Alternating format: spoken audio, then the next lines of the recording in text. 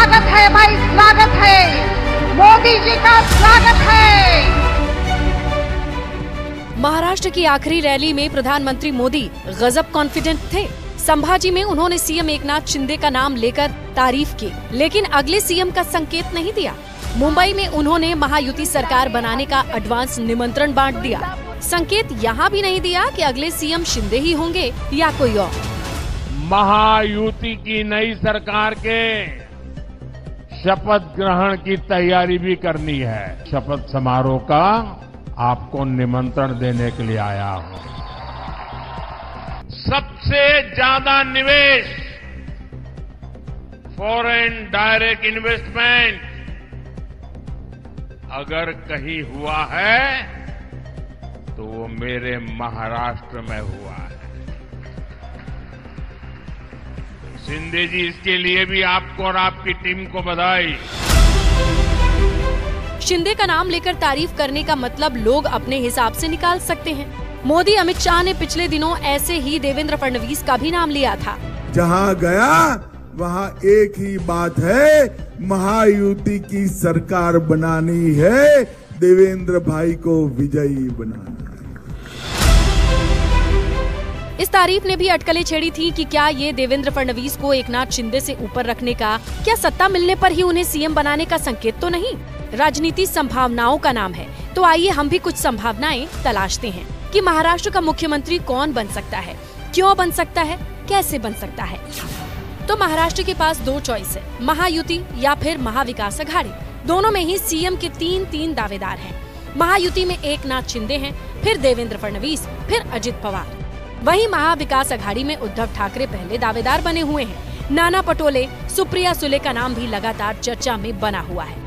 राजनीति संभावनाओं के साथ संख्या बल का भी खेल है। महाराष्ट्र विधानसभा में 288 सीटें हैं। पहले देखिए कौन कितनी सीटों यानी कितनी संख्या बल पर खेल रहा है। महायुति में बीजेपी सबसे ज्यादा 149 सीटों पर लड़ रही है। शिंदे शिवसेना दूसरे नंबर पर है, 81 सीटों पर लड़ रही है। अजित पवार की एनसीपी 59 सीटों पर लड़ रही है। मतलब ये कि बहुमत के लिए जितने नंबर चाहिए उससे ज्यादा सीटें बीजेपी अकेले ही लड़ रही है।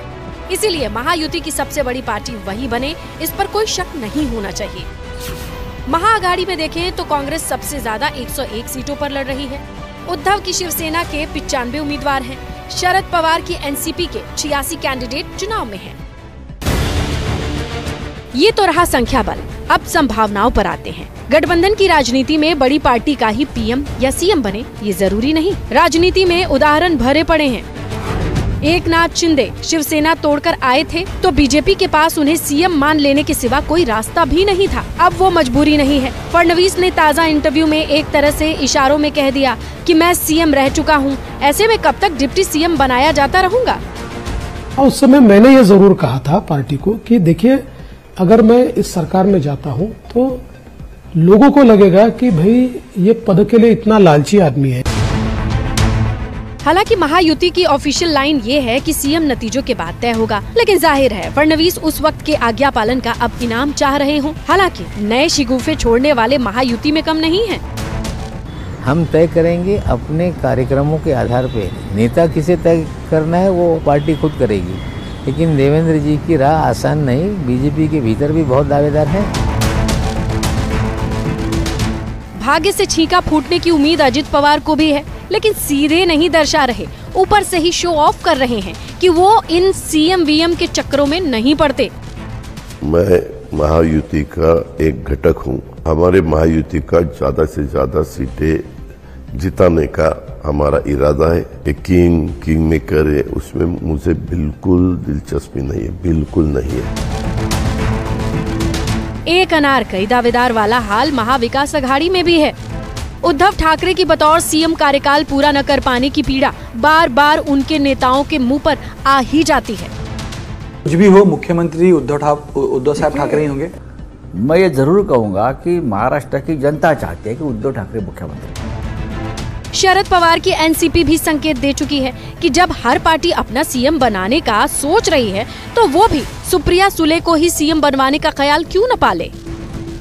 महिलाओं को मुख्यमंत्री बनाने में हमें कोई तकलीफ नहीं है। सुप्रिया सुले भी बन सकती है, कोई तकलीफ नहीं है हमारे लिए। हाँ, क्यों नहीं बनेंगी?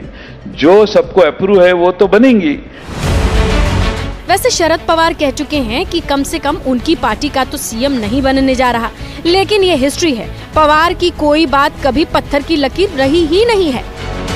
लेकिन महाविकास अघाड़ी में सीएम की बड़ी दावेदार है कांग्रेस। उद्धव की सीएम प्रोजेक्ट करने की इच्छाओं को दबाकर रखने में सबसे ज्यादा मेहनत नाना पटोले ने की है। 2019 में कांग्रेस के पास 44 सीटें थीं। 56 सीटों वाले उद्धव को सीएम नहीं बनवाती तो 54 सीटों वाली एनसीपी का सीएम बनवाना पड़ता। लेकिन अब महाविकास अघाड़ी में सीटों का सबसे बड़ा शेयर उसके पास ही है। बीजेपी की तरह कांग्रेस को भी बस 23 नवंबर का इंतजार है।